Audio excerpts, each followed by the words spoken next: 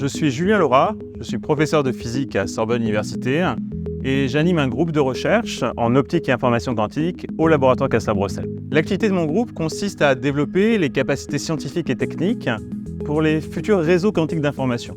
Et pour cela, nous développons plusieurs expériences, parfois très exploratoires. Cela inclut le développement de sources de lumière quantique, la mise en œuvre d'interfaces entre lumière et matière, et la mise en œuvre de protocoles utilisant ces différentes ressources. En particulier, une activité importante de mon équipe est de développer des mémoires quantiques pour la lumière, reposant sur des atomes refroidis par laser.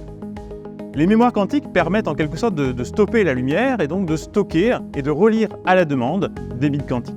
C'est un outil de synchronisation qui est crucial pour les réseaux. J'ai commencé à explorer les mémoires quantiques il y a près de 20 ans et les premières implémentations à cette époque étaient limitées en performance. En particulier, l'efficacité d'écriture et de lecture était faible. C'est pourtant un paramètre crucial et au fil des années, mon équipe a repoussé les limites. Une des étapes importantes a été de développer un nuage d'atomes froids très allongé de plus de 3 cm de long. Et en 2020, nous avons finalement réussi à démontrer une mémoire quantique fonctionnant avec 90% d'efficacité. C'est aujourd'hui la mémoire quantique la plus efficace, quelle que soit la plateforme physique, et cela permet d'envisager aujourd'hui des protocoles complexes.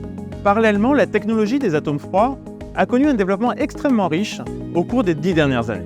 La convergence de cette maturité technologique et de nos résultats académiques a conduit à la création de la start-up WeLink en janvier 2022, avec 3 collègues au profil complémentaire, Eleni Diamanti, directrice de recherche au LIPSIS à Sorbonne Université, Jean Lotiego et Tom Darras, qui est désormais CEO de la start-up.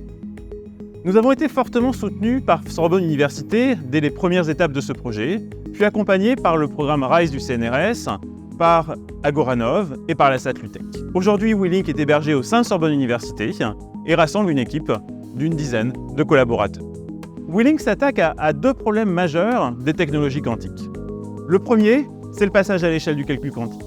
Les premiers processeurs sont limités en nombre de qubits et une stratégie consiste à les interconnecter grâce à des mémoires quantiques pour augmenter drastiquement leur puissance de calcul. Le second enjeu est dans le domaine des communications quantiques. Les mémoires quantiques permettent d'augmenter la portée des communications sécurisées.